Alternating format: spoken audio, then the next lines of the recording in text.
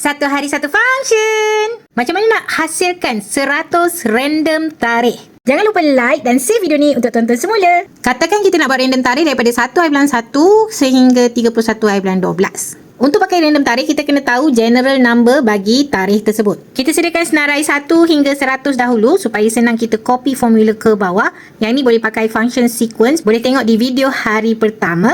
Masukkan equal rand between, buka kurungan. Bottom kita masukkan general number untuk 1 hari bulan 1 2025 iaitu 45658. Selepas bottom ada koma, masukkan koma. Top adalah general number bagi 31 hari bulan 12 2025. Dah sudah, tutup kurungan dan tekan enter.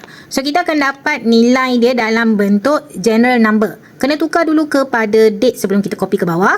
Klik pada home. Dekat bahagian number ni, general tukar kepada show date.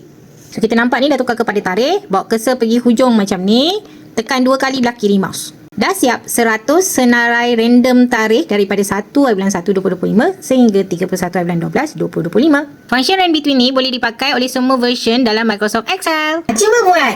Berjaya atau tak? Komen kat bawah tau. Follow saya sepanjang Ramadan ini untuk lebih banyak tips function Excel.